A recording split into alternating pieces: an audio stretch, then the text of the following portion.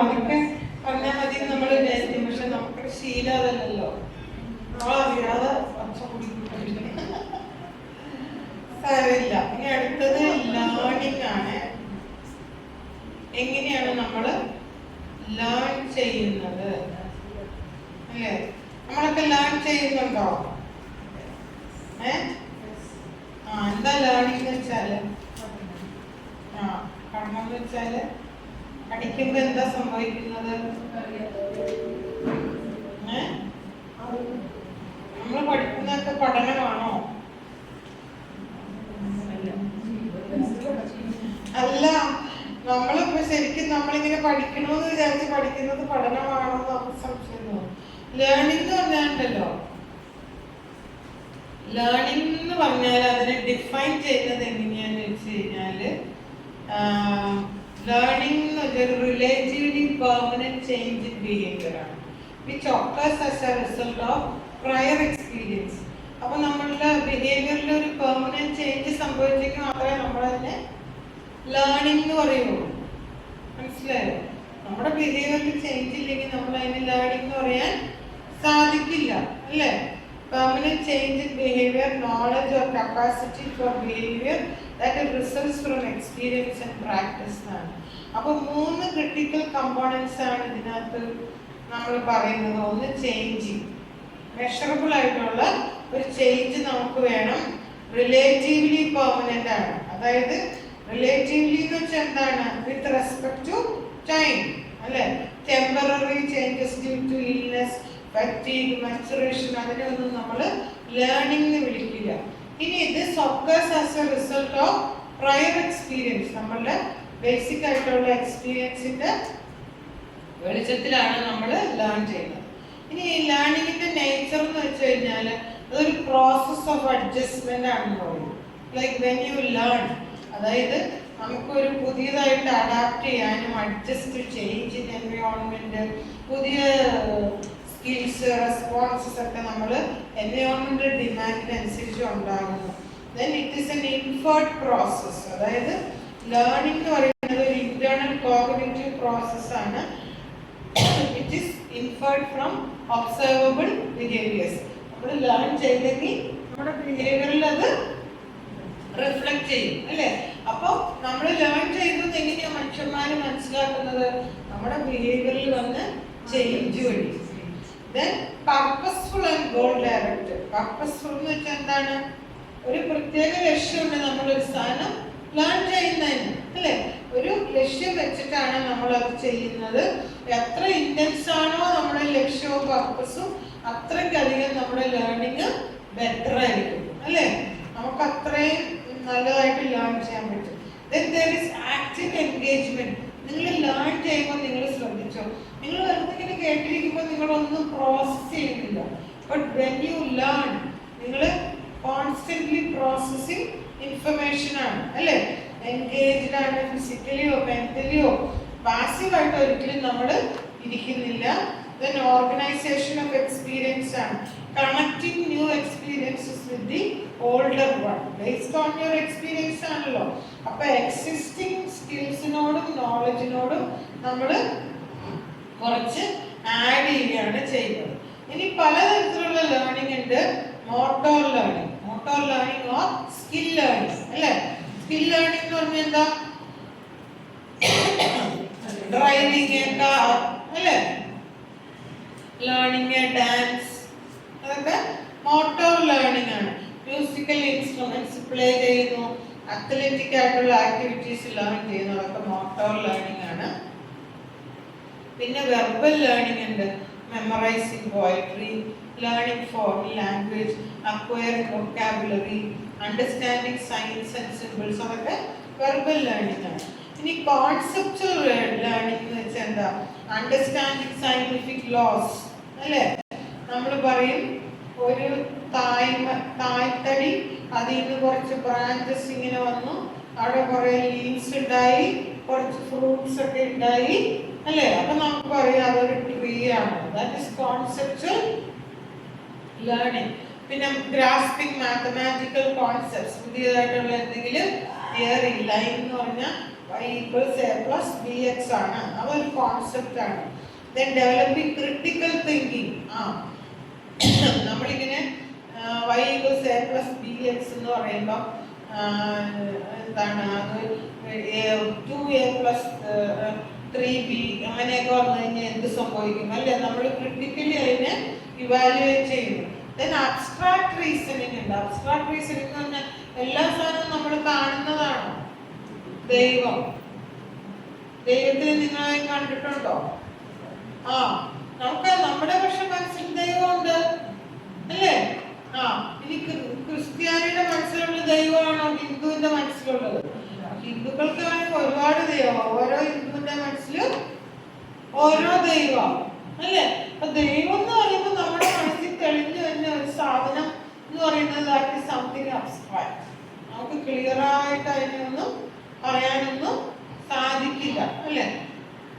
അതാണ് concept learning. Then problem solving learning ഉണ്ട്. Problem solving എന്ന് വെച്ചാൽ എന്താ?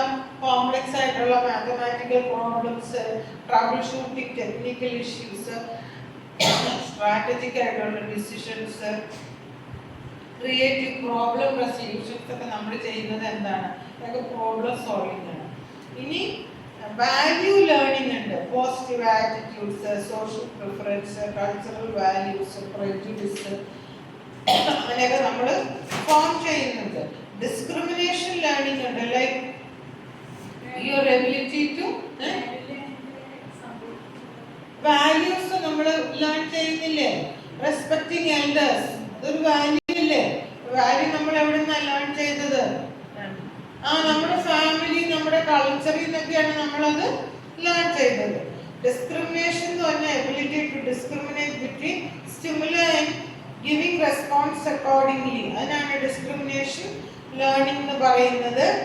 അതായത് പലതരത്തിലുള്ള സൗണ്ടുകളോട് നമ്മൾ ഡിസ്ക്രിമിനേറ്റ് ചെയ്യാൻ പഠിക്കും അല്ലേ? നമുക്കറിയാം സ്കൂളിൽ ബെല്ലടിക്കണതും പള്ളിയിൽ പണിയടിക്കണതും രണ്ടും തിരിച്ചറിയാൻ പറ്റുമോ? തിരിച്ചറിയാൻ പറ്റും അല്ലെ? രണ്ടും രണ്ടാണ്. അപ്പോൾ പലതരത്തിലുള്ള ലേണിംഗ് നമുക്കുണ്ട്. ഇതൊക്കെയാണ് ഡിഫറെന്റ് ടൈപ്സ് ഓഫ് ലേണിംഗ്.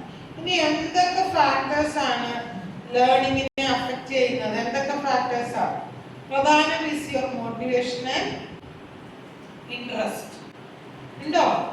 നിങ്ങൾക്ക് ഇൻട്രസ്റ്റിംഗ് ആയിട്ടുള്ള കാര്യങ്ങൾ നിങ്ങൾ വളരെ പെട്ടെന്ന് പഠിക്കും. ഇഷ്ടമല്ലാത്ത കാര്യങ്ങളോ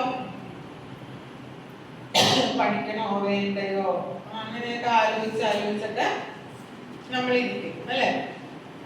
then prior knowledge and experience.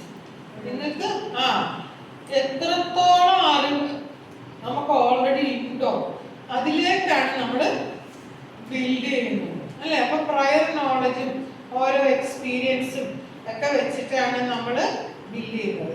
പിന്നെ കോഗ്നിറ്റീവ് എബിലിറ്റീസ്, നിങ്ങളുടെ intelligence, memory capacity, attention, critical thinking skills ഒക്കെ ലേണിങ്ങിനെ അഫക്റ്റ് ചെയ്യും. Then fatigue, physical and mental health, ക്ഷീണം. നിങ്ങൾക്ക് ലേൺ ചെയ്യാൻ പറ്റുമോ? രാവിലെ നിങ്ങൾ ലേൺ ചെയ്ത് എത്ര നിങ്ങൾക്ക് ഇപ്പോൾ ലേൺ ചെയ്യാൻ പറ്റൂല, കാരണം നിങ്ങൾ ക്ഷീണിച്ചു അല്ലേ? മെന്റലി നമ്മൾ കുറച്ച് എക്സോസ്റ്റഡ് ആയി, സ്ട്രെസ്, ഭയങ്കരമായ സ്ട്രെസ്, ആൻസൈറ്റി ഒക്കെ വന്നാൽ നമുക്ക് ലേൺ ചെയ്യാൻ പറ്റുമോ? നമ്മളുടെ വെൽബീയിങ്, കോംപ്രിഹെൻഷൻ അതൊക്കെ ലേണിങ്ങിനെ അഫക്റ്റ് ചെയ്യും. Then goal setting and self efficacy. നിങ്ങൾക്കൊരു ഈ കോഴ്സ് പഠിച്ചിട്ട് നിങ്ങൾക്ക് ഇന്ന കാര്യം ചെയ്യണം, നിങ്ങൾ 6 മാസത്തിൽ ഈ കോഴ്സ് കംപ്ലീറ്റ് ചെയ്യാൻ അങ്ങനെ ഒരു ഗോള് നിങ്ങൾക്ക് ഉണ്ടെങ്കിൽ നിങ്ങൾ പെട്ടെന്ന് ലേൺ ചെയ്യും. ഇല്ല 6 മാസമൊന്നും അല്ല, നിങ്ങൾക്ക് തോന്നുമ്പോൾ ഞാനൊക്കെ സാവകാശം പഠിച്ചാൽ മതിയില്ല, എപ്പോഴെങ്കിലും ഒക്കെ പൂർത്തിയാക്കാം അങ്ങനെ വിചാരിക്കുവാണെങ്കിൽ നിങ്ങളപ്പോൾ പൂർത്തിയാക്കും, കുറെ നാൾ കഴിയും അല്ലേ? അതുപോലെ തന്നെ സെൽഫ് എഫിക്കസി എന്ന് വെച്ചാൽ നിങ്ങളുടെ feeling of whether you can do it or not. ഞാൻ ഈ വയസ്സാകത്തിന് എന്നാ പഠിക്കാനാന്ന് വിചാരിച്ചാൽ പറ്റും, എനിക്ക് എന്തെങ്കിലും പഠിക്കാൻ പറ്റുമോ? ഒന്നും പഠിക്കാൻ പറ്റില്ല അല്ലേ? അപ്പൊ ഇങ്ങനെയുള്ള ഓരോ കാര്യങ്ങൾ സെൽഫ് എഫിക്കസി എന്ന് പറയുന്നത് നമ്മൾ എന്ത് ജോലി ചെയ്യുമ്പോഴും നമ്മളെ അഫക്റ്റ് ചെയ്യുന്ന ഒരു സാധനമാണ്. അപ്പൊ ഞാൻ വിചാരിക്കണം, അയ്യോ എനിക്ക് പാട്ട് പാടാൻ പറ്റുമോ, എല്ലാവരൊക്കെ എങ്ങനെ പാടുന്നു, എനിക്ക് പറ്റുമോ എന്ന് ഞാൻ വിചാരിച്ചു കഴിഞ്ഞാൽ എനിക്ക് അങ്ങനത്തെ ചിന്ത എനിക്കുണ്ടെങ്കിൽ എനിക്ക് ഒരിക്കലും നല്ലതായിട്ട് പറ്റൂല. പിന്നെ എനിക്ക് പറ്റുമെന്നൊരു ഉറപ്പുണ്ടെങ്കിൽ ആ എഫിക്കസി ഫീലിംഗ് ഉണ്ടെങ്കിലാണ് ഞാൻ നല്ലതായിട്ട് ഒരു കാര്യം ചെയ്യുന്നത്. ഇനി ഒരുപാട് ടീച്ചിങ് മെത്തേഡ്സ് ഒക്കെ നിങ്ങളുടെ ലേണിങ്ങിനെ അഫക്റ്റ് ചെയ്യും. ലൈക്ക് എങ്ങനെയൊക്കെ നമ്മൾ ടീച്ച് ചെയ്യുന്നു, എന്തെങ്കിലും ലേണിംഗ് മെത്തേഡ്സ് ഉണ്ടോ, ഡിസ്കഷൻസ് ഉണ്ടോ, അങ്ങനെയൊക്കെ ട്രെയിനിങ് ഡിസൈൻ എങ്ങനെയാണ്, അതിൻ്റെ കണ്ടന്റ് എങ്ങനെയാണ്, ടൈമിലി ഫീഡ്ബാക്ക് നമുക്ക് കിട്ടുന്നുണ്ടോ, ഫിസിക്കൽ എൻവയോൺമെൻറ്റ് നല്ല കംഫർട്ടബിൾ ആയിട്ട് നോയ്സ് ഒന്നും ഇല്ലാത്ത ഡിസ്ട്രാക്ഷൻ ഫ്രീ എൻവയോൺമെൻറ്റ് ഉണ്ടോ, പിന്നെ സപ്പോർട്ടീവ് പോസിറ്റീവ് നോൺ ത്രെട്ടനിങ് ആയിട്ടുള്ള സൈക്കോളജിക്കൽ എൻവയോൺമെൻറ്റ് ഉണ്ടോ, പിന്നെ നിങ്ങൾ പഠിച്ച സാധനങ്ങൾ പെർഫോം ചെയ്യാൻ നിങ്ങൾക്കൊരു അവസരമുണ്ടോ. ഇങ്ങനെയൊക്കെ ഒരുപാട് ഫാക്ടേഴ്സ് നിങ്ങളുടെ ലേണിങ്ങിനെ വളരെയധികം ബാധിക്കുന്നതാണ് പറയുന്നത്. ഇനി ഈ ലേണിങ്ങിൽ ഒരുപാട് തിയറീസ് ഉണ്ട്.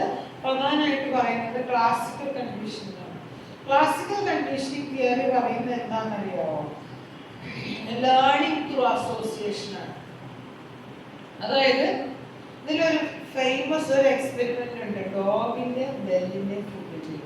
ഇവാൻ പാബ്ലോ എന്ന് പറഞ്ഞിട്ട് സൈക്കോളജിയിൽ നോബൽ പ്രൈസ് കിട്ടിയ ഒരാളാണ്. അദ്ദേഹം ഒരു ഫിസിയോളജിസ്റ്റ് ആയിരുന്നു. അദ്ദേഹത്തിന്റെ സ്റ്റഡി ചെയ്തത് അദ്ദേഹം ആക്ച്വലി ഈ സലൈവേഷൻ, എത്ര സലൈവ വരും ഓരോ സാധനങ്ങൾ കാണുന്നതെന്ന് അറിയാൻ വേണ്ടിയാണ് സ്റ്റഡി തുടങ്ങിയത്. അപ്പൊ ഇദ്ദേഹം എന്ത് ചെയ്തു എന്ന് വെച്ചാൽ ഫുഡ് കൊടുക്കുമ്പോൾ ഡോഗ് സലൈവേറ്റ് ചെയ്യും അല്ലേ? ഏത് അനിമലാണെങ്കിലും നമ്മളാണെങ്കിലും ഫുഡ് കാണുമ്പോൾ നമുക്ക് സലൈവേഷൻ ഉണ്ടാവും.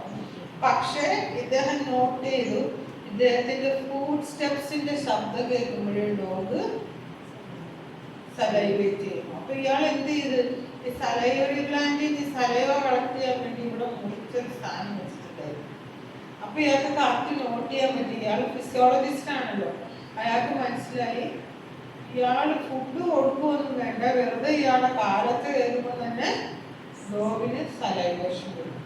അപ്പൊ അദ്ദേഹം മനസ്സിലാക്കി, അപ്പൊ ഫുഡെന്ന് മാത്രമല്ല വേറെ എന്തൊക്കെയോ ഉണ്ട്. അപ്പൊ ഈ ഡോഗ് ഫുഡ് ഇയാളുടെ കാലടി ശബ്ദത്തിനെ ഫുഡുമായിട്ട് അസോസിയേറ്റ് ചെയ്തത് കൊണ്ടാണ്. അപ്പൊ ഇയാൾ എന്ത് ചെയ്തു, കാൽ സ്റ്റെപ്പിന് ഒരു മണി, നമുക്കൊക്കെ എങ്ങനെയല്ലേ ഹോസ്റ്റലിൽ മണിയാക്കുമ്പോഴത്തേക്ക് നമുക്ക് അല്ലേ? ഹോസ്റ്റലിൽ താമസിച്ചിട്ടുള്ളവർക്ക് അറിയാം ഹോസ്റ്റലിൽ എങ്ങനെയാ ഭക്ഷണ സമയത്ത് ബെല്ലുണ്ട്. ബെല്ല് കേൾക്കുമ്പോഴേ നമുക്ക് ആക്രമണം പിടിച്ച് ഭക്ഷണം കഴിക്കാൻ നമ്മൾ പോകും. ബെല്ല് കേൾക്കുമ്പോഴേ നമുക്ക് സലൈവേഷൻ വരും അല്ലേ? അപ്പോൾ ഇദ്ദേഹം എന്ത് ചെയ്തു, ബെല്ലടിച്ചിട്ട് ഫുഡ് കൊടുത്തു. അങ്ങനെ ഈ ബെല്ലും ഫുഡും തമ്മിൽ ഇദ്ദേഹം പെയർ ചെയ്തു. അപ്പൊ അദ്ദേഹത്തിന് മനസ്സിലായി, ഇദ്ദേഹം എക്സ്പെരിമെന്റ് കണ്ടിന്യൂ ചെയ്തു കേട്ടോ. അപ്പൊ പ്രീവിയസ്ലി ന്യൂട്രൽ ആയിരുന്നു ബെല്ല്. ചുമ്മാ ബെല്ലടിച്ച് കേൾപ്പിച്ച് ആരെങ്കിലും പട്ടിക്ക് വായി വെള്ളം വരും ഇല്ല അല്ലേ? ബെല്ലും ഫുഡും കൂടെ ചേർത്തു. അപ്പൊ അൺകണ്ടീഷണൽ ആയിട്ടുള്ള സ്റ്റിമുലസ് ആയിരുന്നു ബെല്ല്. അതിനെ കണ്ടീഷണൽ സ്റ്റിമുലസ് ആക്കി by connecting it with food. മനസ്സിലായോ? അപ്പൊ അൺകണ്ടീഷണൽ റെസ്പോൺസ് ആയിരുന്നു സലൈവേഷൻ ടു ഫുഡ്. പക്ഷെ കണ്ടീഷന്റെ റെസ്പോൺസ് ആക്കിയപ്പോ എന്തായി, സലൈവേഷൻ ടു ബെല്ലും ഉണ്ട്. മനസ്സിലായോ? അതാണ് ഇദ്ദേഹത്തിന്റെ എക്സ്പെരിമെന്റ്. ആ തിയറിക്കാണ് ക്ലാസിക്കൽ കണ്ടീഷനിങ് എന്ന് പറയുന്നത്. അതായത് നിങ്ങൾ എന്ത് സാധനമാണെങ്കിലും ഈ നിങ്ങൾ മാർക്ക് കിട്ടിയപ്പോൾ നിങ്ങൾക്ക് അവിടെ നിന്ന് ഒരു പ്രൈസ് തന്നു. അപ്പൊ എന്താ, നിങ്ങൾ അസോസിയേറ്റ് ചെയ്തു getting the prize with getting good marks. അപ്പൊ നിങ്ങൾ എന്ത് ചെയ്തു, പ്രൈസ് കിട്ടാൻ വേണ്ടി നല്ല പഠിച്ചു അല്ലേ? അപ്പൊ അതൊരു കണ്ടീഷൻ സ്റ്റിമുലസ് ആണ്. ഇതുപോലെ തന്നെയാണ് എല്ലാ സാധനവും. നിങ്ങളൊരു ഭക്ഷണം ഉണ്ടാക്കി നിങ്ങളുടെ ഗസ്റ്റ് വന്നപ്പോൾ കൊടുത്തു, അവര് പറഞ്ഞു, ഓ എന്റെ ചേച്ചി ഇത്രയും രുചിയുള്ള ഒരു ഭക്ഷണം ഞാൻ ഇന്ന് വരെ കഴിച്ചിട്ടില്ല. പിന്നെ നിങ്ങൾക്ക് എന്ത് ഗസ്റ്റ് വന്നാലും നിങ്ങളുടെ ആഗ്രഹം എന്താ, നല്ല നല്ല സാധനങ്ങളൊക്കെ ഉണ്ടാക്കി എല്ലാവർക്കും കൊടുക്കണം. നമ്മുടെ വീട്ടിലെ പുരുഷന്മാരുടെ പ്രോബ്ലം ഇതാ, അവർക്ക് ഈ കണ്ടീഷനിങ് സംഭവിച്ചിട്ടില്ല. അവർക്ക് തിന്നു മാത്രമേ ശീലമുള്ളൂ. ഒരു സാധനം ഉണ്ടാക്കി വേറൊരാൾക്ക് കൊടുക്കുമ്പോൾ വലിയ സന്തോഷം നമുക്ക് ഉണ്ടാവുന്ന അവർക്ക് അറിഞ്ഞൂടാ. അതുകൊണ്ടാണ് അവർ അടുക്കള ജോലിയൊക്കെ ഇരിക്കാത്തത്. നമ്മൾ വിചാരിക്കും ഇവരെന്താണ് അടുക്കള ജോലിയൊന്നും ചെയ്യാത്തത്. ഞാൻ അനുഭവസ്ഥ, എന്റെ ഭർത്താവ് ഇങ്ങനെ ചെയ്യുമായിരുന്നു. ഒരു ഉണ്ടാക്കാൻ അതിനോട് അടുക്കളയിൽ കയറില്ല ഒന്നും ചെയ്തു.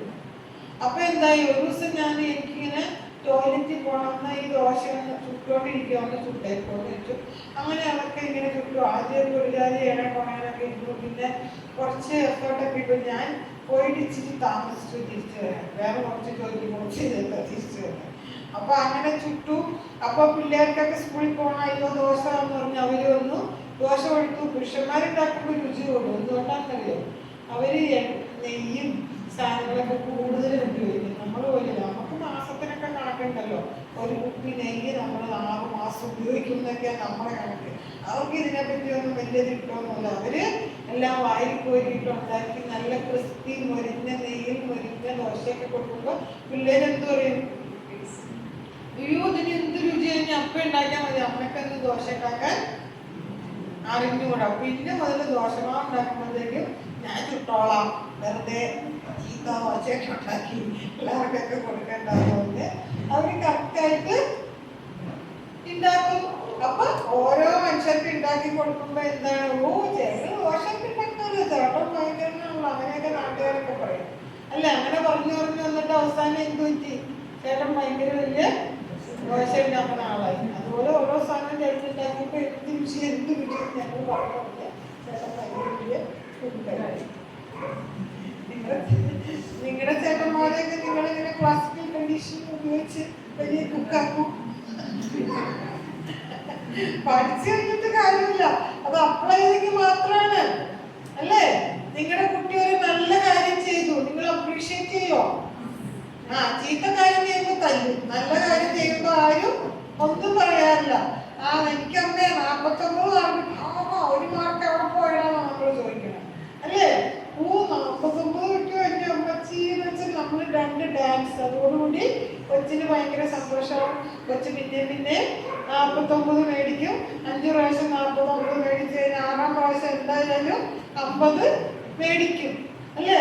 അതിന് പകരം നമ്മൾ 1 മാർക്ക് എവിടെ പോയിടാന്ന് വെച്ച് കുറച്ച് വഴക്ക് പറയും. അപ്പൊ കൊച്ചിന് പഠിക്കാനുള്ള താല്പര്യം പോവും, കൊച്ച് കുറഞ്ഞ് പോകും. അങ്ങനെയാണോ ചെയ്യേണ്ടത്? അല്ല. ക്ലാസിക്കൽ കണ്ടീഷനിങ് തിയറി വെച്ചിട്ട് നമ്മൾ അസോസിയേറ്റ് ചെയ്യിപ്പിക്കണം. 50 മാർക്ക് അല്ലെങ്കിൽ 40 മാർക്ക് കിട്ടുമ്പോൾ നമ്മൾ എന്തെങ്കിലും കൊച്ചിന് ഇഷ്ടപ്പെട്ട കാര്യങ്ങൾ ചെയ്തു കൊടുക്കുവോ, റിവാർഡ് കൊടുക്കുവോ, അങ്ങനെയൊക്കെ ചെയ്ത് ക്ലാസിക്കൽ കണ്ടീഷനിങ്. അപ്പൊ അതിനാണ് ഇനി ഇദ്ദേഹം കുറെ ചെയ്തു കേട്ടോ. ഇനി നിങ്ങളുടെ പുസ്തകത്തിൽ ഇല്ലാത്ത simultaneous conditioning, delayed conditioning, trace conditioning എന്നൊക്കെ പറഞ്ഞ് ഇദ്ദേഹത്തിന്റെ എക്സ്പെരിമെന്റ് കണ്ടിന്യൂ ചെയ്തു. ബെല്ലിന് മുമ്പ് വേറൊരു സൗണ്ട് കൊടുത്തു, ഒരു ബസർ. അപ്പോഴും ബെല്ലിനോട് അപ്പൊ പട്ടി എന്ത് പഠിച്ചു, ബസർ കേട്ട ബെല്ല്, ബെല്ല് കേട്ട അപ്പൊ ബസറിനോട് സലേവേറ്റ് ചെയ്യാൻ തുടങ്ങി. മനസ്സിലായോ? നമ്മളൊക്കെ ഇങ്ങനെയാ, നമ്മുടെ ഓരോ ബിഹേവിയറും നിങ്ങൾ നോക്കിക്കോ. ഒന്നില്ലെങ്കിൽ ഡയറക്റ്റ് അസോസിയേഷൻ, ഇല്ലെങ്കിൽ നമ്മള് എവിടെയെങ്കിലും ഒക്കെ കണക്ട് ചെയ്തിട്ടാണ് നമ്മള് നമ്മുടെ ജീവിതം അങ്ങനെയൊക്കെയാ മുന്നോട്ട് പോകുന്നത്. മനസ്സിലായോ? ഇതിനാണ് ക്ലാസിക്കൽ കണ്ടീഷനിങ് നമ്മൾ പറയുന്നത്. ഇനി ക്ലാസിക്കൽ കണ്ടീഷനിങ്ങിന് കുറച്ച് പ്രിൻസിപ്പിൾസ് ഉണ്ട്. എന്താണെന്നറിയോ? 1 is എക്സ്റ്റിങ്ഷൻ. കുറെ നാള് ബെല്ല് കൊടുത്തു, ഫുഡ് കൊടുത്തില്ല. എന്ത് സംഭവിച്ചു? പിന്നെ ബെല്ല് കൊടുക്കുമ്പോൾ സലൈവേഷൻ വരുമോ? ഇല്ല, അത് നിന്നുപോയി, എക്സ്റ്റിങ്ഷൻ സംഭവിച്ചു. പിന്നെ സിസ്റ്റമാറ്റിക് ഡീസെൻസിറ്റൈസേഷൻ, അതായത് ക്ലാസിക്കൽ കണ്ടീഷനിങ് വെച്ചിട്ട് ഫിയറും ആൻസൈറ്റി ഒക്കെ റെഡ്യൂസ് ചെയ്യാൻ വേണ്ടി ഒരു ടെക്നിക്ക്. അത് ശരിക്കും അതിന്റെ ആപ്ലിക്കേഷനാണ്, അത് ആപ്ലിക്കേഷനിൽ പറയാം. രണ്ടാമത്തത് സ്പോണ്ടേനിയസ് റിക്കവറി. കുറെ നാള് സലൈവേറ്റ് ചെയ്തില്ല ബെല്ല് കൊടുത്തിട്ട്, പക്ഷേങ്കിൽ പെട്ടെന്ന് ഒരു ദിവസം ബെല്ല് കേട്ട് കഴിഞ്ഞപ്പോൾ സഡൻലി നമുക്ക് ഓർമ്മ വരൂല്ലേ ഭക്ഷണം. അങ്ങനെ സ്പോണ്ടേനിയസ് ആയിട്ട് ഈ സാധനം റിക്കവറി സംഭവിക്കാനുള്ള ചാൻസ് ഉണ്ട്. ഇനി സ്റ്റിമുലസ് ജനറലൈസേഷൻ സംഭവിക്കാം. ബെല്ലിനോട് സിമിലറായ ഏത് ശബ്ദം കേട്ടാലും നമ്മൾ സലൈവേറ്റ് ചെയ്യും. അതാണ് സ്റ്റിമുലസ് ജനറലൈസേഷൻ. ഇനിയും നമ്മൾ ട്രയൽസ് കൊടുത്തു കഴിഞ്ഞാൽ സ്റ്റിമുലസ് ഡിസ്ക്രിമിനേഷൻ പഠിക്കും. അതായത് ബെല്ലും ബസറും നമ്മൾ ഡിസ്ക്രിമിനേറ്റ് ചെയ്യും. ബസർ കേട്ടാൽ ഫുഡ് കിട്ടില്ല, ബെല്ല് കേട്ടാൽ ഫുഡ് കിട്ടും. നമ്മൾ ഓരോ സ്ഥാനത്തിനെ ഡിസ്ക്രിമിനേറ്റ് ചെയ്യാൻ പഠിക്കും. പിന്നെയാണ് ഹയർ ഓർഡർ കണ്ടീഷൻ. അതായത് ബെല്ലിന് മുന്നിൽ ബസർ കൊടുത്തു, ബസറിന് മുന്നിൽ ബി പി വിളിച്ച്, അപ്പൊ ബി പി കേട്ടാ ബസർ കേൾക്കും, ബസർ കേട്ടാ ബെല്ല് കേൾക്കും, ബെല്ല് കേട്ടാ ഫുഡ് കിട്ടും, അപ്പൊ ബി പി കേട്ടാല് സലേവേഷൻ കിട്ടും. മനസ്സിലായോ? അങ്ങനെ ഹയർ ഓർഡർ കണ്ടീഷൻ. അപ്പൊ നമ്മൾ ആലോചിച്ച് നോക്കണം, ഒരു പട്ടിക്ക് ഇത്രയും പറ്റുമെങ്കിൽ മനുഷ്യന്മാർ എന്തോരം എത്ര ലെവൽ വരെ പോകുന്ന ആലോചിച്ചോ. നമ്മുടെ ഓരോ ബിഹേവിയറും നിങ്ങൾ നോക്കിക്കഴിഞ്ഞാൽ നമ്മൾ എങ്ങനെയാ ഓരോരുത്തരോട് ഓരോ തരത്തിൽ ബിഹേവ് ചെയ്യാൻ പഠിക്കുന്നത്? ഓ അവൻ പാണ്ടി അല്ലേ, പാണ്ടിയെ കാണുമ്പോൾ തന്നെ നമുക്ക് ഇഷ്ടപ്പെടില്ല. എന്തുകൊണ്ടാ? ബംഗാളി. നമ്മൾ എങ്ങനെയാണ് പഠിച്ചത്? Through classical. എന്തെങ്കിലും കുടിക്കൂല എന്നുള്ള സാധനം അവരായിട്ട് അസോസിയേറ്റ് ചെയ്തു. പാണ്ടി എല്ലാ ദിവസവും തല കുളിക്കില്ലെന്നേ ഉള്ളൂ, മേല് കുളിക്കും. പിന്നെ അവൻ തല കുളിക്കാൻ കണ്ടിട്ടുണ്ടോ?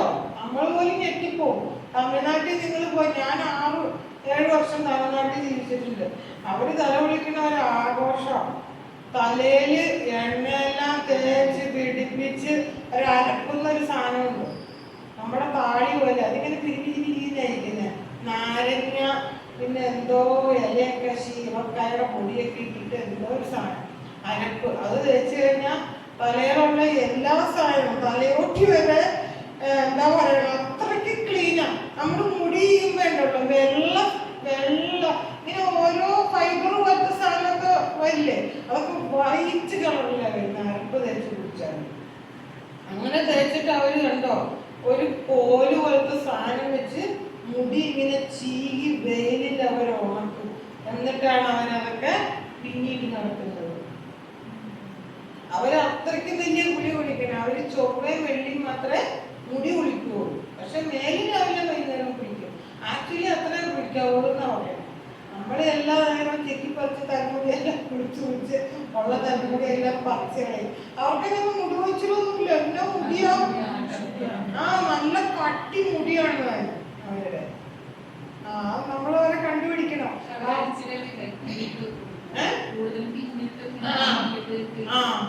അവരങ്ങനെയല്ല. അപ്പൊ പൊടിയൊന്നും ആവൂല. നമ്മളെല്ലാം അയച്ച് പറപ്പിച്ചിട്ട് നടക്കണേ.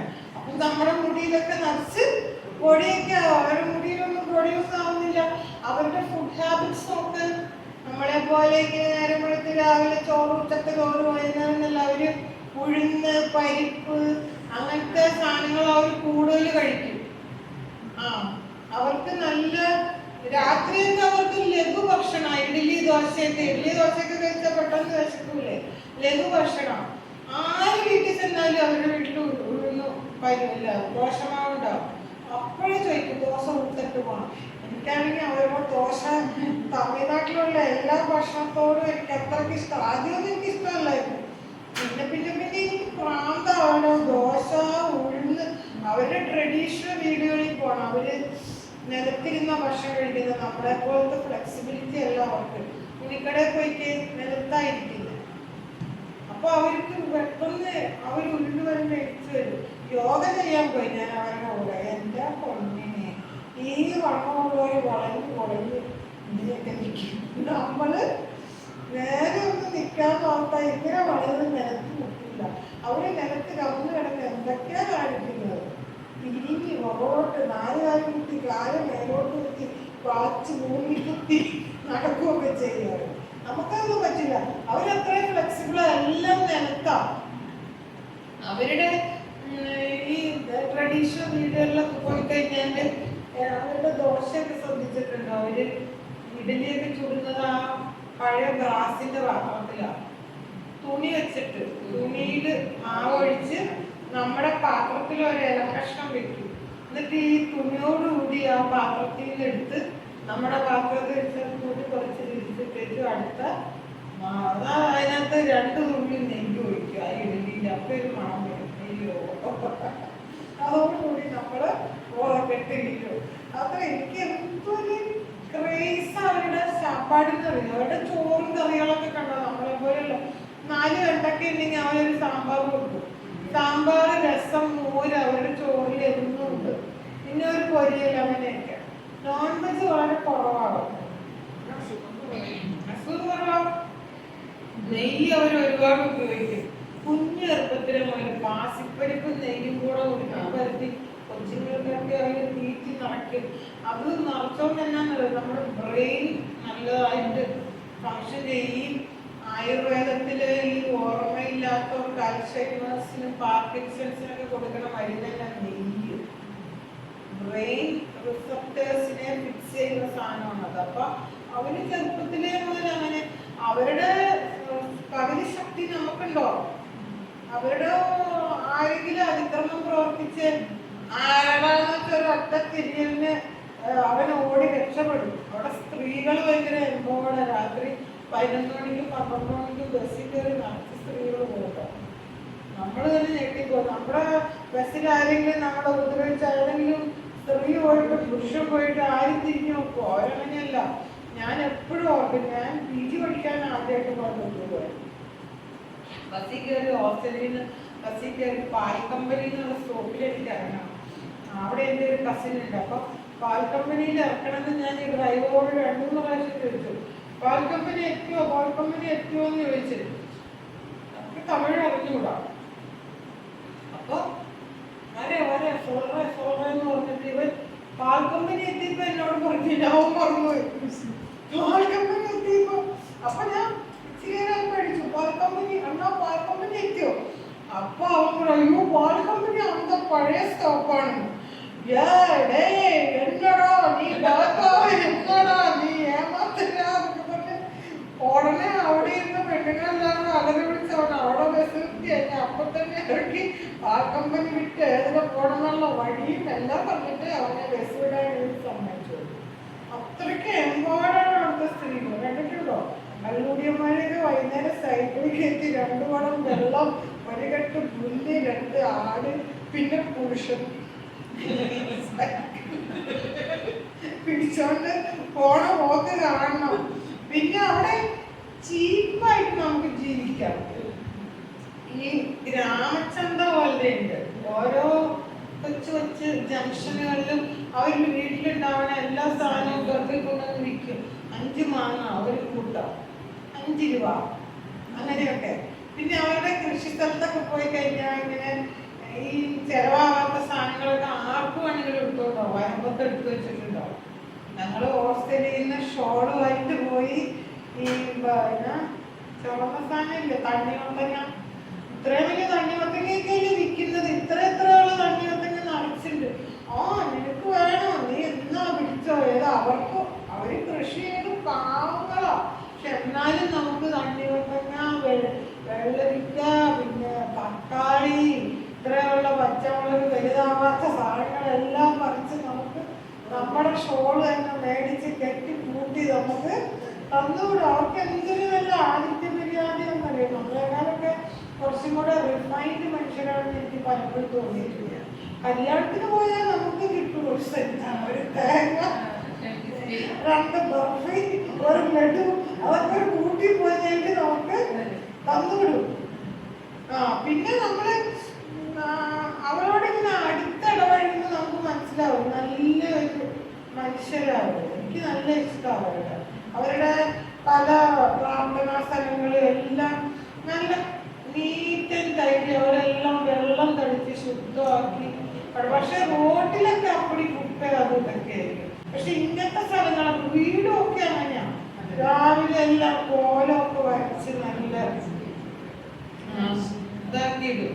അങ്ങനെയൊക്കെ ചെയ്യും. അപ്പൊ എനിക്ക് അവരോട് ഭയങ്കര ഇതാണ്. കാരണം ഞാൻ ഇങ്ങനെ അവിടെ ഒത്തിരി വർഷം ജീവിച്ചാൽ എനിക്ക് ഒരുപാട് കണക്ഷൻസ് ഉണ്ട് തമിഴരുമായിട്ട്. അതുകൊണ്ട് എനിക്ക് അവരോട് പ്രജുഡിസ് ഇല്ല. പക്ഷെ നമ്മുടെ നാട്ടിലെ ആളുകൾക്ക് ഒരുപാട് പ്രജുഡിസ് ഉണ്ട്. നമ്മൾ ലേൺ ചെയ്യുന്നുണ്ട് അല്ലേ? നമ്മൾ വിചാരിക്കും ഒരു വൃത്തിയില്ല, കുളിക്കുമോ, അങ്ങനെയൊക്കെ ആലോചിച്ച് നമുക്ക് ഭയങ്കരമായ. പിന്നെ നമുക്ക് ബംഗാളികളോട് ഞാൻ എപ്പോഴും വിചാരിക്കും, ബസ്സിൽ ഒരു സീറ്റിൽ ഒരു ബംഗാളി ഇരുന്നാൽ നമ്മളായാലും അവൻ്റെ അടുത്ത് പോയിരിക്കുമോ? ഇരിക്കില്ല. പക്ഷെ എന്തിനാ അടുത്ത് പോയിരിക്കാത്ത അവൻ നമ്മളെ എന്തെങ്കിലും ചെയ്തോ? ഒന്നുമില്ല. ഇല്ല. നമ്മൾ അങ്ങനെ അടുത്ത് പോയിരിക്കുമ്പോൾ നമ്മളെ ആർക്കും ഒന്നും ചെയ്യാൻ പറ്റില്ല. നമ്മളല്ലേ സെന്റർ ഓഫ് അട്രാക്ഷൻ. അപ്പൊ നമ്മളെ ഒന്നും ചെയ്യാൻ പറ്റില്ല. ഞാനെങ്ങനെ ബസ്സിലൊക്കെ കയറുമ്പോൾ എല്ലാവരും നോക്കാം. അവിടെ നാട്ടിലൊക്കെ എല്ലാവരും അങ്ങനെ ഇരിക്കും. അതൊരു വ്യത്യാസം ഇല്ല. ഇവിടെയാണ് ആ വ്യത്യാസം. അതുകൊണ്ടാണ് നമ്മളിങ്ങനെ അതുപോലെ ബസ്സിൽ ടിക്കറ്റ് എടുക്കണത്, ഇപ്പൊ എന്റെ പുറകിൽ നിൽക്കുന്ന ആള് ഏറ്റവും പുറകിൽ വരെ ടിക്കറ്റ് എടുത്താലും പൈസ നമ്മൾ അവിടെ നിന്ന് ടിക്കറ്റ് എടുത്തെടുത്തെടുത്ത് ആരും പറ്റിക്കില്ല. കണ്ടക്ടർ മുന്നിൽ നിൽക്കുകയുള്ളൂ. നമ്മുടെ കൂടെ കണ്ടക്ടർ എല്ലാവരുടെ ഇടയ്ക്കോടെ അഴിഞ്ഞ് നടക്കേണ്ട ഒരാവശ്യമില്ല. കണ്ടക്ടർ അവിടെ നിൽക്കുക, എല്ലാവരും പൈസ കൊടുത്ത് ടിക്കറ്റ് മേടിച്ചോളും. ആരും പൈസ കൊടുക്കാതെ പറ്റിച്ചിട്ട് ഇറങ്ങില്ല. അങ്ങനത്തെ പുറംനാട്ടിലൊക്കെ നോക്കിക്ക് കടകൾ പോലും അങ്ങനെയാണ്. കടകൾ ഇങ്ങനെ വീടിന്റെ മുൻവശത്ത് ഒരു ഇത് മേശയിട്ടിട്ട് അവരുണ്ടാക്കിയ സാധനങ്ങൾ പൈസ എഴുതി വയ്ക്കും. ആളുകൾ ഇത്ര സാധനം എടുത്തു, പൈസ അവിടെ വെച്ചു പോയി. അങ്ങനെയൊക്കെയുള്ള സിസ്റ്റംസ് ഉള്ള എന്തോരം സ്ഥലങ്ങളുണ്ട്.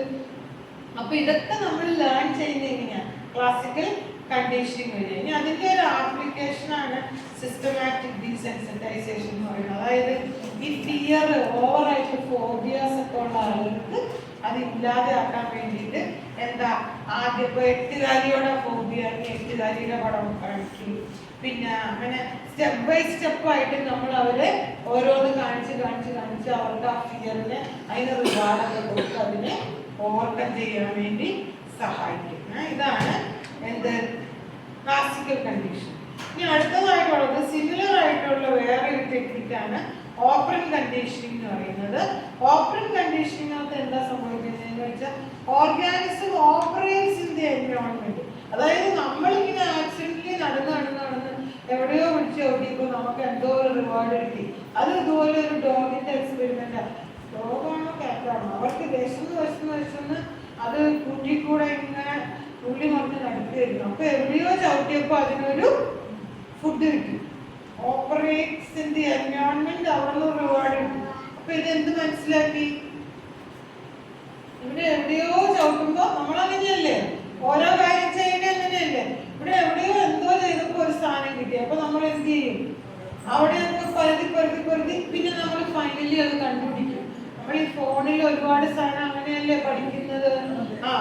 അപ്പൊ അതിന് ഇത് കിട്ടി. അപ്പൊ എന്ത് നമ്മൾ ലേൺ ചെയ്തു? ഓ, ഇങ്ങനെ ചെയ്തു കഴിഞ്ഞാല് നമുക്ക് കിട്ടും. പിന്നെ നമ്മൾ ഡെലിബറേറ്റ്ലി അവിടെ പോയി അത് ചെയ്യുന്നു, അത് കിട്ടുന്നു. അതിന് കുറെ ലോ ഉണ്ട്. Law of effect, law of recency, law of frequency, അങ്ങനെയൊക്കെ ഉണ്ട്. അത് ഇതിനകത്ത് അധികം കൊടുത്തിട്ടില്ല. ലോ ഓഫ് ഇഫക്റ്റ് എന്ന് പറഞ്ഞാൽ എന്താണെന്നറിയോ? തോണ്ടൈറ്റ് ആണ്. അതായത് എന്ത് റെസ്പോൺസ് ആണോ ഒരു സാറ്റിസ്ഫൈങ് ആയിട്ടുള്ള ഒരു റിവാർഡ് നമുക്ക് തരുന്നത്, that thing will be repeated. അല്ലേ? നമ്മൾ അവിടെ ചെന്ന് എന്തോ കാണിച്ചു, നമുക്കൊരു മുട്ടായി കിട്ടി. അപ്പൊ നമ്മൾ എന്ത് ചെയ്യും?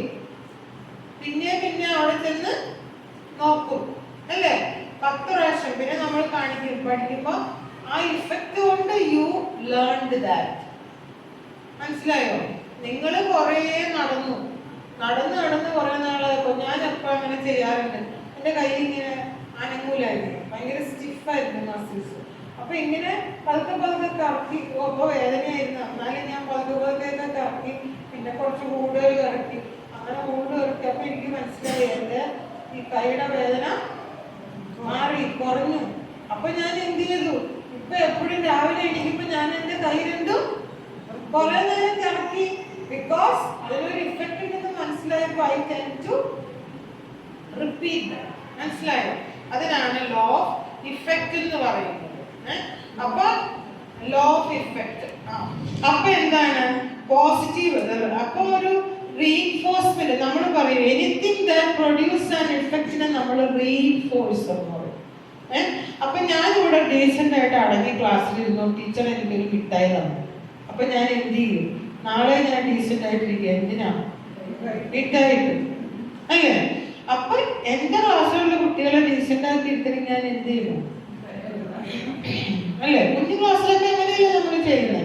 അതിനാണ് പോസിറ്റീവ് റീഇൻഫോഴ്സ്മെന്റ് എന്ന് പറയുന്നത്. മനസ്സിലായി? ഇനി നെഗറ്റീവ് റീഇൻഫോഴ്സ്മെന്റ് ഉണ്ട്. അതായത് ഒരു നെഗറ്റീവ് സ്റ്റിമുലസിനെ ഞാൻ റെഡ്യൂസ് ചെയ്യും. അതായത് നല്ലതായിട്ട് ഇരുന്ന് കഴിഞ്ഞാൽ നിങ്ങൾക്ക് ബുദ്ധിമുട്ടുണ്ടാക്കുന്ന എന്തെങ്കിലും സാധനം വേണ്ട. മനസ്സിലായോ? അതിനാണ് negative reinforcement. Say for example, നമുക്ക് തലവേദന എടുക്കുമ്പോൾ നമ്മൾ എന്ത് ചെയ്യും? ഒരു ചായ കുടിച്ചു, അപ്പൊ നമ്മുടെ തലവേദന മാറി. അപ്പൊ നമ്മൾ തലവേദന വരുമ്പോൾ എന്ത് ചെയ്യും? മനസ്സിലായോ? തലവേദന വരുമ്പോൾ അരി തിന്നാൽ മതി. അരി തിന്നുമ്പോൾ എങ്ങനെയാ ഞാൻ കുറെ ച്യൂ ചെയ്യണം. അപ്പൊ ചവയ്ക്കുമ്പോ ഈ ജോ മസിൽസ് ഒക്കെ ഇങ്ങനെ കാണിക്കില്ലേ, അപ്പൊ ചവയ്ക്കണം. അപ്പൊ അങ്ങനെ സംഭവിക്കുമ്പോ അരി ഇല്ലേലും വേണ്ടില്ല, ചവയ്ക്കണമാതിരി കുറച്ച് നേരം ആക്ഷൻ കാണിച്ചാൽ മതി. ഒരുമാതിരിക്കുള്ള തലവേദനയൊക്കെ മാറും. അല്ലെങ്കിൽ തലയുടെ ഇവിടെയൊക്കെ ഇങ്ങനെ മസാജ് ചെയ്യാം. അങ്ങനെ മസാജ് ചെയ്താൽ തലവേദന മാറും. അതാണ് നെഗറ്റീവ് റീഇൻഫോഴ്സ്മെന്റ്. ഇനി പോസിറ്റീവ് പണിഷ്മെന്റ് ഉണ്ട്. Present or add an unpleasant stimulus. അതായത് നിങ്ങളിവിടെ ഒരു കുട്ടി ഇവിടെ മൂത്രമൊഴിച്ചോ, എന്ത് ചെയ്ത് ഒരു അടി കൊടുത്തു, മനസ്സിലായോ? അതിനാണ് പോസിറ്റീവ് പണിഷ്മെന്റ്. അപ്പൊ ബിഹേവിയർ ഇസ് വീക്കെൻഡ്. ഇനി നെഗറ്റീവ് പണിഷ്മെന്റ് ഉണ്ട്. നിങ്ങൾ കുസൃതി കാണിച്ചാലും നിങ്ങളെ ടി വി കാണാൻ സമ്മതിച്ചില്ല, നിങ്ങൾക്ക് വേണ്ട ഒരു സാധനത്തിന് റിമൂവ് ചെയ്യും, മനസ്സിലായോ? അതിനാണ് നെഗറ്റീവ് പണിഷ്മെന്റ്. ഇനി എന്തൊക്കെയാണ് ഈ കണ്ടീഷനിങ്ങിനെ അഫക്റ്റ് ചെയ്യുന്ന കുറച്ച് ഫാക്ടേഴ്സ് ഉണ്ട്. One is time. നിങ്ങൾ ഇവിടെ നല്ലതായിട്ട് ശ്രദ്ധിച്ചു, നാളെ നിങ്ങൾക്കൊരു മുട്ടായി എന്നാൽ നിങ്ങളുടെ ബിഹേവിയർ സ്ട്രെങ്തൻ ചെയ്യോ? ഇല്ല. നിങ്ങൾ ഈ ചെയ്ത് കഴിഞ്ഞാൽ നമ്മുടെ പലപ്പോഴും പ്രോബ്ലം അതാ, കുട്ടി നുണ പറഞ്ഞു. അപ്പൊ നമ്മൾ എന്ത് ചെയ്യും? നീ പറഞ്ഞ നുണ നിനക്കെട്ടി ഞാൻ വെച്ചിട്ടുണ്ട് അല്ലേ, എന്നിട്ട് നാളെ ഒരു അടി കൊടുത്തിട്ട് വല്ല കാര്യമുണ്ടോ? നമ്മുടെ സിസ്റ്റം എങ്ങനെയാ? ഞാനൊരു കൊലപാതകം ചെയ്ത് എന്നെ ട്രയൽ നടത്തി ജയിലിൽ കൊണ്ടുപോയി ഇട്ടു, പിന്നെ ശിക്ഷ വിധിക്കണമെങ്കിൽ 10 കൊല്ലം കഴിയണം. അതിനിടയ്ക്ക് എനിക്ക് ജാമ്യം കിട്ടും, ഞാൻ ജാമ്യത്തിൽ പോയി 5-6 കൊലകൾ നടത്തിയിട്ട് തിരിച്ചു വരും അല്ലേ? എപ്പോഴും പണിഷ്മെന്റ് ഷുഡ് ബി എന്താണോ സംഭവിച്ചത് ഇമ്മീഡിയറ്റ്ലി ഫോളോയിങ് ദാറ്റ് ആക്ഷൻ നമ്മൾ ചെയ്തെങ്കിലേ പ്രയോജനമുള്ളൂ. ടൈം ഫാക്ടർ ഉണ്ട്. ഇനി ഡിഫറൻസിയേഷൻ ഉണ്ട്. അതായത് ഈ കണ്ടീഷന്റെ റെസ്പോൺസ് നമ്മൾ തിരിച്ച് ഡിഫറൻഷിയേറ്റ് ചെയ്യാൻ തുടങ്ങും. അതായത് ഇപ്പം നമുക്ക് ഇന്ന മുട്ടായി കിട്ടിയെങ്കിലേ നമ്മൾ ഇരിക്കുകയുള്ളൂ. ഇപ്പം അരി മുട്ടായി കൊടുത്തിട്ട് കാര്യമില്ല, മഞ്ച് തന്നെ കൊടുക്കണം. 4 ദിവസം മഞ്ച് കൊടുത്തു കഴിയുമ്പോൾ മഞ്ച് കൊടുത്താൽ കാര്യമില്ല, 5 സ്റ്റാർ തന്നെ കൊടുക്കണം അല്ലേ? അങ്ങനെ differentiation. Then repetition. Repeated side by side ആണ്. കണ്ടീഷൻഡ് ആൻഡ് അൺകണ്ടീഷൻഡ് ആണെങ്കിൽ ആ റെസ്പോൺസ് പ്രൊഡ്യൂസ് ചെയ്യാനുള്ള ചാൻസ് ഉണ്ട്. ഇവിടെയും സ്റ്റിമുലസ് ജനറലൈസേഷനും എക്സ്റ്റിങ്ഷനും ഒക്കെ സംഭവിക്കാനുള്ള ചാൻസ് ഉണ്ട്. അപ്പോൾ ഒരു ബിഹേവിയറിനെ സ്ട്രെങ്തൻ ചെയ്യാൻ വേണ്ടി ഓപ്പൺ കണ്ടീഷനിങ് അനുസരിച്ച് അവർ കുറേ കാര്യങ്ങൾ പറയും. റീഇൻഫോഴ്സ്മെന്റ് പലതരത്തിൽ കൊടുക്കാം.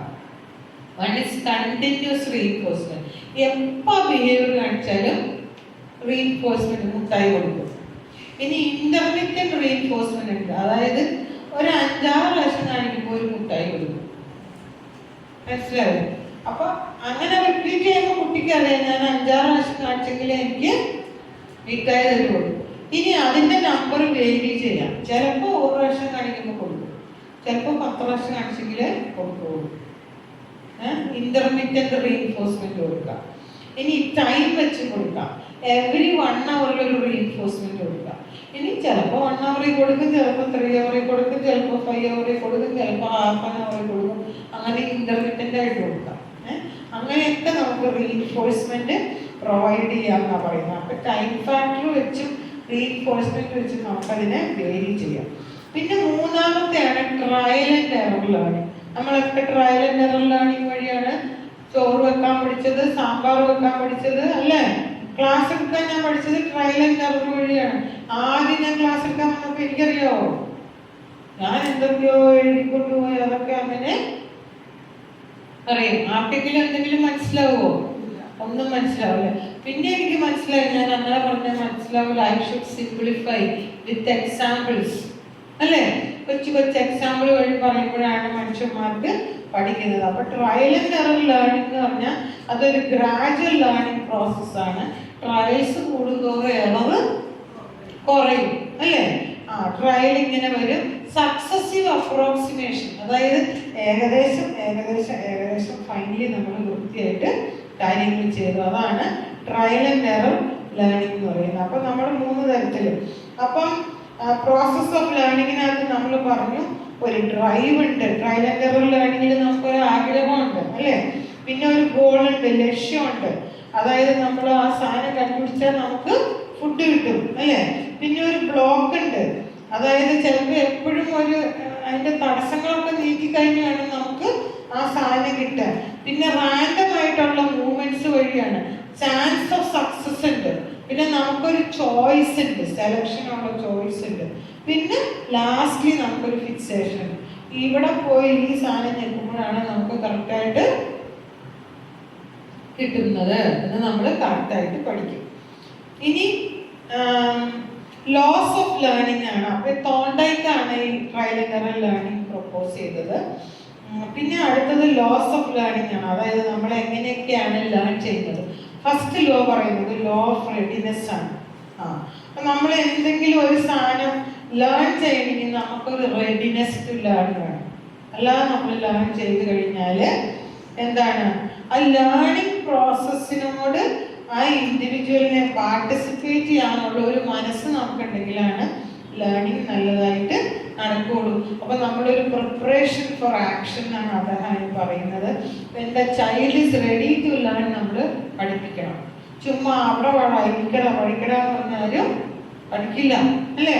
അതിനൊരു റെഡിനെസ് ഉണ്ടെങ്കിലാണ് നമ്മളത് പഠിക്കുന്നത്. That is A state of mind.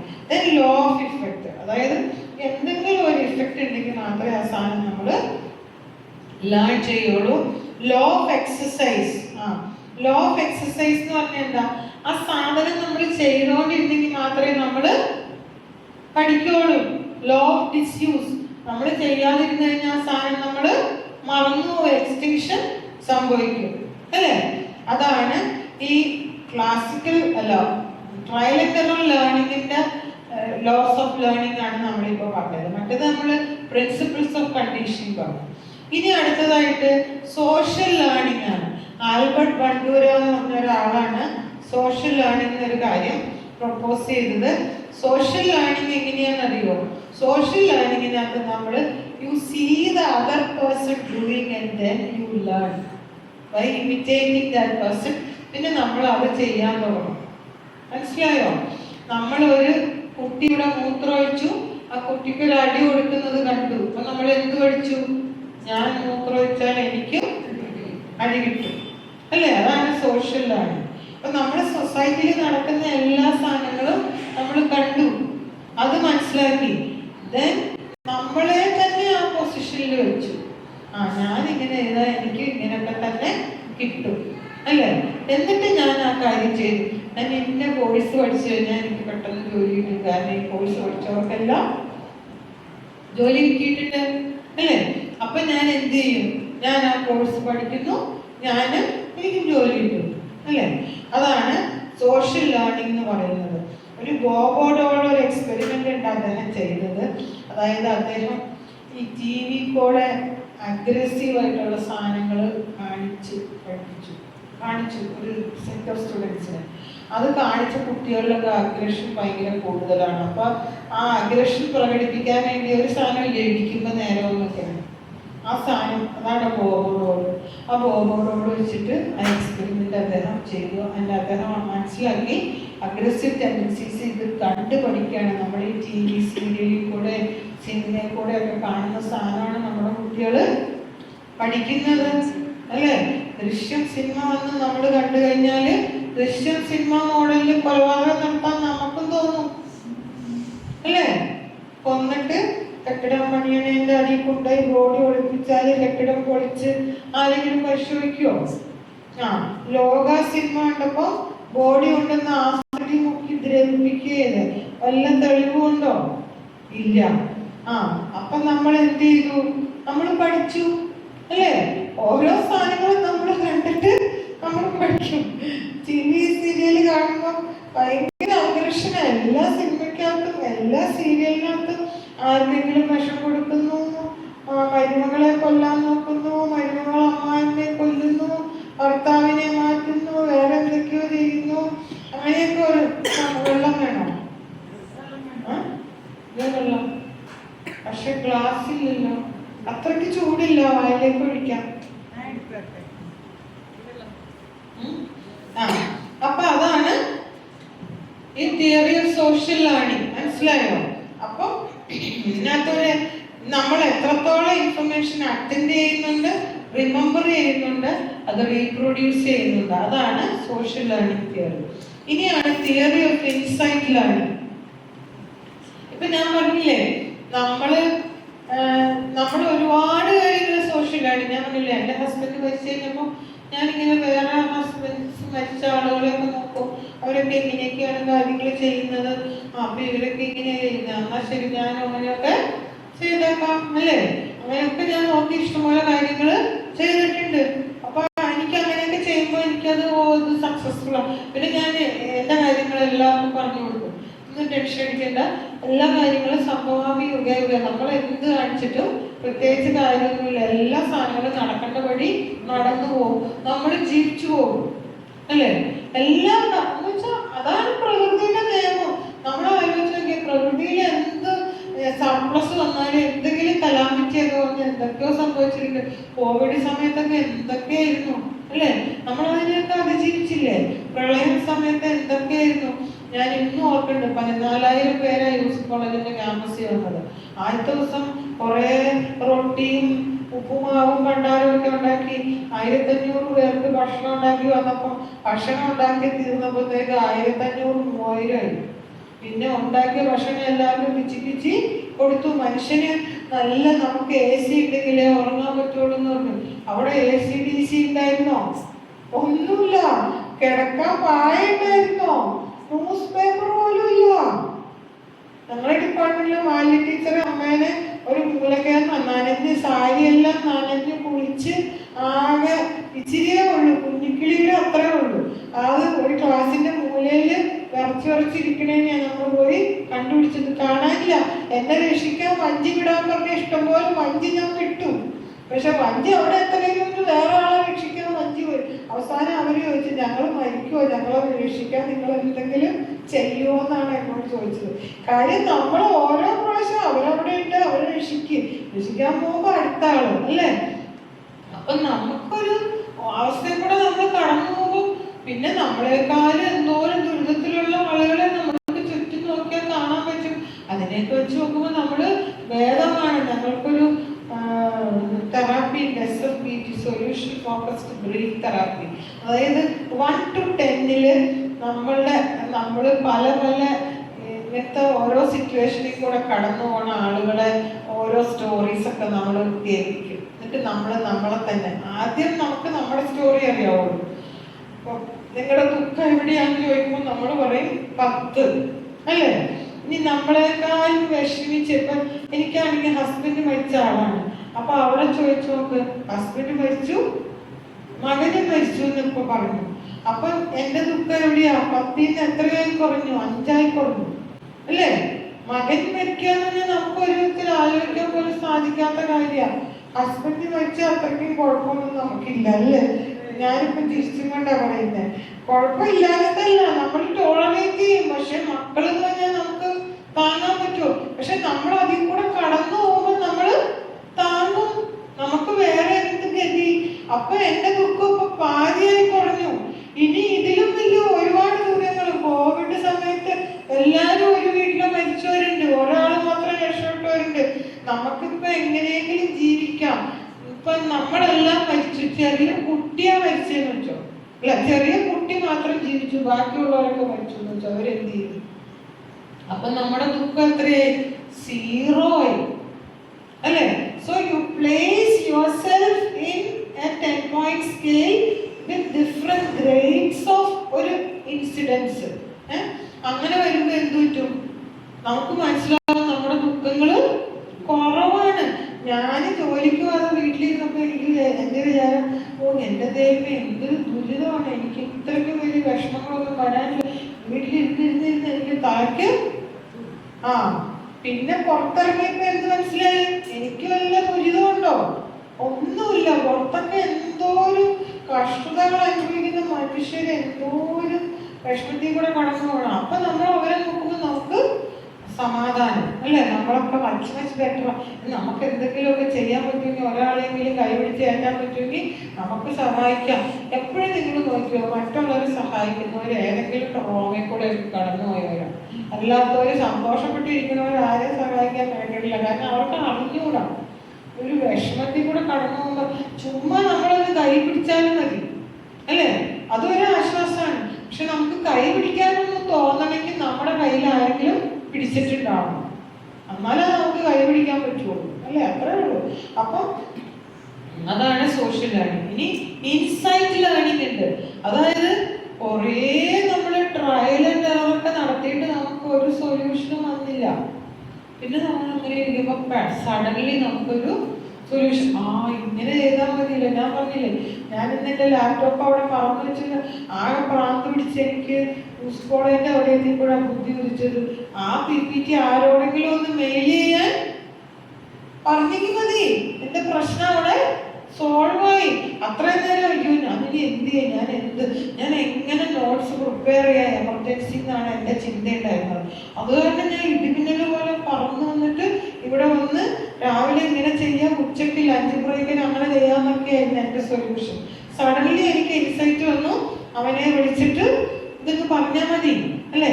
അതാണ് ഇൻസൈറ്റ് ലേണിംഗ് എന്ന് പറയുന്നത്. നിങ്ങൾക്കറിയാം ആർക്കിമിഡീസ് അറിയോ?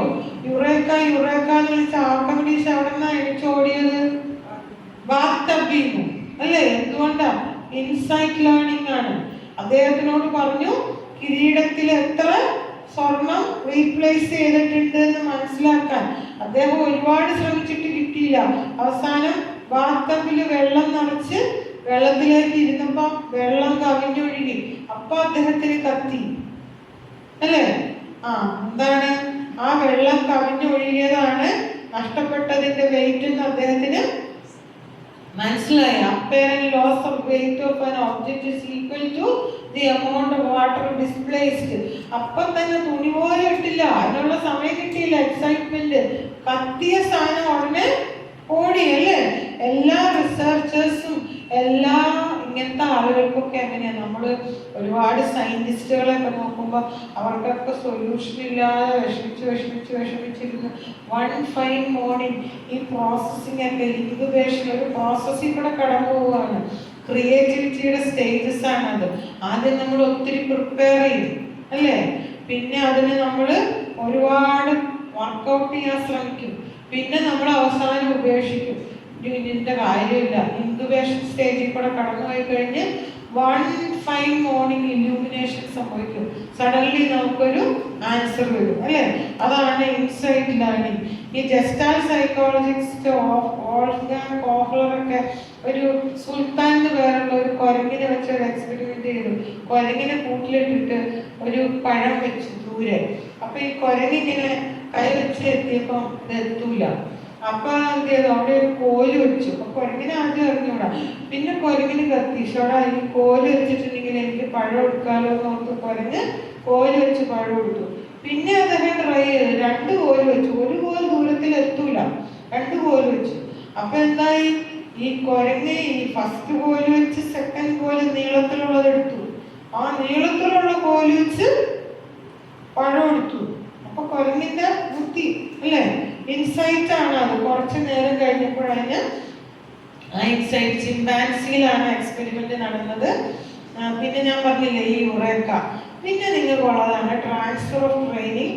ട്രാൻസ്ഫർ ഓഫ് ട്രെയിനിങ് എന്ന് പറഞ്ഞാൽ നമ്മൾ പഠിച്ച ഒരു സാധനം നമ്മൾക്ക് ട്രാൻസ്ഫർ ആകുന്നു. അതായത് പോസിറ്റീവ് ട്രാൻസ്ഫർ ഉണ്ട്, നെഗറ്റീവ് ട്രാൻസ്ഫർ ഉണ്ട്. സ്കൂട്ടർ ലേൺ ചെയ്ത് കഴിഞ്ഞാൽ, സൈക്കിൾ ലേൺ ചെയ്ത് കഴിഞ്ഞാൽ സ്കൂട്ടർ ലേൺ ചെയ്യാൻ എളുപ്പമുണ്ടോ? ഉണ്ട്, അല്ലേ? ആ ബാലൻസ് എന്നുള്ള സാധനം നമ്മൾ ലേൺ ചെയ്യണ്ട, അല്ലേ? അപ്പൊ രണ്ടും സിമിലർ ആയിട്ടുള്ള സാധനമാണെങ്കിൽ പോസിറ്റീവ് ട്രാൻസ്ഫർ സംഭവിക്കും. ഇനി ഡിസിമിലർ ആണ്, അതായത് റെസ്പോൺസ് സ്റ്റിമുലസ് സെയിം ആണ്, റെസ്പോൺസ് വന്നിട്ട് വേറെ തരത്തിലാണെങ്കിൽ എന്ത് സംഭവിക്കും? നമുക്ക് കൺഫ്യൂഷൻ വരും. ആണോ? നിങ്ങളൊരു സാധനം മാറ്റി വെച്ച് നിങ്ങളുടെ താക്കോലിടുന്നത് നിങ്ങൾ കയറി വരുമ്പോൾ തന്നെ ഇവിടെയായിരുന്നു. എന്നിട്ട് താക്കോല് നിങ്ങൾ ഒരു ഫൈൻ മോർണിംഗ് ഇങ്ങോട്ട് മാറ്റി. നിങ്ങൾ ആദ്യം അവിടെ പോയി തപ്പും, അല്ലേ? പക്ഷെ താക്കോല് ഞാൻ കളഞ്ഞോ എന്ന് വരെ വിചാരിക്കുമ്പോഴാണ് നമ്മൾ മനസ്സിലാക്കണം നമ്മളിവിടെ മാറ്റി വെച്ചു, അല്ലേ? ഈ നെഗറ്റീവ് ട്രാൻസ്ഫറിന് ഒരു എക്സാമ്പിൾ എന്താണെന്നറിയോ? ഇവിടെ വണ്ടി ഓടിക്കാൻ പഠിച്ചു, എന്നിട്ട് ദുബായ് ചെല്ലുമ്പോൾ എന്ത് പറ്റും? റൈറ്റ് സൈഡ് ലെഫ്റ്റ് സൈഡോ അല്ലേ? അപ്പൊ റോഡൊക്കെ സെയിം തന്നെ, പക്ഷെ റെസ്പോൺസ് വന്നിട്ട് ഡിഫറെന്റ് ആണ്. അപ്പൊ എന്ത് സംഭവിക്കും? എപ്പോഴും കൺഫ്യൂഷൻ വരും അല്ലേ? അതാണ് നെഗറ്റീവ് ട്രാൻസ്ഫർ. ഇനി ന്യൂട്രൽ ട്രാൻസ്ഫർ ഉണ്ട്. ഫെസിലിറ്റേറ്റും ചെയ്യില്ല, ഹിൻഡറും ചെയ്യില്ല അടുത്ത പെർഫോമൻസിന്. അതിനാണ് ന്യൂട്രൽ ട്രാൻസ്ഫർ എന്ന് പറയുന്നത്. അപ്പൊ ഇതിനകത്ത് രണ്ട് എക്സ്പ്ലനേഷൻ ആണ്. Theory of identical elements. Theory of identical elements പറയുന്നത് തോണ്ടൈക്ക് ആണ്. അതായത് സിമിലർ സിറ്റുവേഷനും സിമിലർ റെസ്പോൺസ് നമുക്ക് വേണ്ടെങ്കിൽ പോസിറ്റീവ് ട്രാൻസ്ഫർ സംഭവിക്കും. പക്ഷെ സിമിലർ സാധനങ്ങളും ഡിഫറെന്റ് ആയിട്ടുള്ള സിറ്റുവേഷനുമാണ് നമുക്കെങ്കിൽ എപ്പോഴും നമുക്ക് പോസിറ്റീവ് ട്രാൻസ്ഫർ സംഭവിക്കില്ല, നെഗറ്റീവ് ട്രാൻസ്ഫർ ആണ് കൂടുതലായിട്ട് സംഭവിക്കുന്നത്. ഇനി theory of generalisation of experience ഉണ്ട്. ചാൾസ് ജഡ് എന്ന് പറഞ്ഞ ആളാണ് ഡെവലപ്പ് ചെയ്തത്.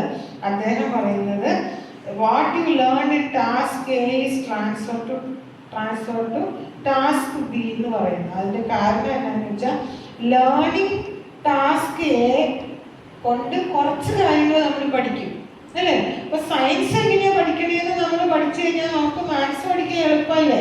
ഇപ്പൊ ജനറലൈസേഷൻ സംഭവിക്കും അല്ലേ? മലയാളം പഠിച്ചു കഴിഞ്ഞാൽ ഇംഗ്ലീഷ് പഠിക്കാൻ എളുപ്പമല്ലേ അല്ലേ?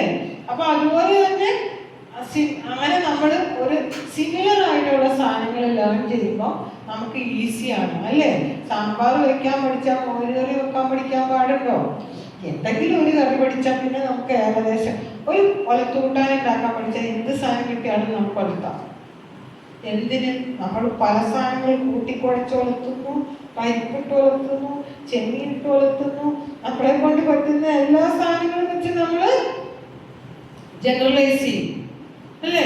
അതുപോലെ തന്നെ എനിത്തിങ് ഇൻ ലൈഫ് സിമിലർ ആയിട്ട് ഒരു സാധനം പഠിച്ചു കഴിഞ്ഞാൽ നമ്മൾ അതിനോട് റിലേറ്റഡ് ആയിട്ടുള്ള സാധനങ്ങളിലേക്ക് നമ്മൾ ആ പഠിച്ച സാധനം ജനറലൈസ് ചെയ്ത് അപ്ലൈ ചെയ്യുന്നതിനാണ് എന്ത് theory of generalisation of experience എന്ന് പറയുന്നത്. അപ്പം നമ്മൾ എന്ത് ചെയ്യുന്നറിയോ? ഇതിൽ കോമൺ ആയിട്ട് എന്താണുള്ളത് നമ്മൾ മനസ്സിലാക്കും. അതിനുശേഷം അത് വെച്ചിട്ട് നമ്മൾ അടുത്ത സാധനം ചെയ്യും. മനസ്സിലായോ? അതാണ്. അപ്പൊ ഇതാണ് തിയറി ഓഫ് ജനറലൈസേഷൻ. അപ്പൊ ഇതൊക്കെയാണ് ട്രാൻസ്ഫർ ഓഫ് ട്രെയിനിങ്ങിനകത്ത് നിങ്ങൾക്ക് പഠിക്കാനുള്ളത്. ഇത്രയാണ് ലേണിംഗ് ഉള്ള ചാപ്റ്ററിൽ നിങ്ങൾക്ക് പഠിക്കാനുള്ളത്. മനസ്സിലായോ? ലേണിംഗ് എന്താണ്? എത്ര തരം ലേണിംഗ് ഉണ്ട്? Classical conditioning, operant conditioning, trial and error learning അല്ലേ? പഠിച്ചോ? പിന്നെ സോഷ്യൽ ലേണിംഗ് തിയറി, പിന്നെന്താണ് ഇൻസൈറ്റ് ലേണിംഗ്. 5 തരത്തിലുള്ള ലേണിംഗ് തിയറീസ് പഠിച്ചു അല്ലേ? പിന്നെ നമ്മൾ ട്രാൻസ്ഫർ ഓഫ് ട്രെയിനിങ് പഠിച്ചു, പിന്നെ പോസിറ്റീവ് ട്രാൻസ്ഫർ പഠിച്ചു, നെഗറ്റീവ് ട്രാൻസ്ഫർ പഠിച്ചു, ന്യൂട്രൽ ട്രാൻസ്ഫർ പഠിച്ചു. അതിന്റെ 2 theories identical elements theory, generalisation theory പഠിച്ചു. പഠിച്ചോ? പഠിച്ചോന്ന് എനിക്ക് അറിഞ്ഞുകൂടാ. മനസ്സിലായെന്ന് ഞാൻ വിചാരിക്കുന്നു. വീട്ടിൽ പോയിട്ട് ഇതൊക്കെ നോക്കണം. ഇനി ഇതിന്റെ മുകളിലാണ് നാളെ പഠിക്കാനുള്ളത് ഉള്ളത്.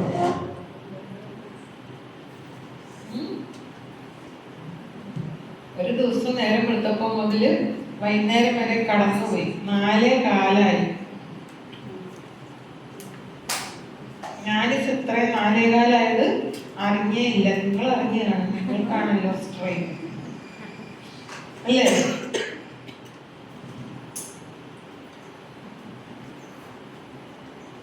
അപ്പൊ താങ്ക് യു സോ മച്ച് ഇത്രയും നേരം ശ്രദ്ധിച്ചിരുന്നതിൽ. നാളെ വീണ്ടും 5 പാഠം കൂടെ പഠിക്കാനുണ്ട്. 2 ദിവസത്തിൽ 10 പാഠം ഇംഗ്ലീഷാണ്.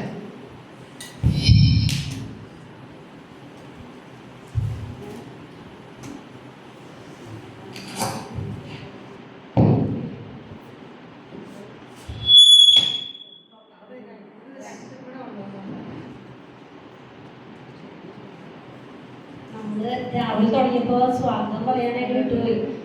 ഗ്രൂപ്പാണെന്ന് നമുക്ക് ചെയ്യേണ്ടതായിരുന്നു.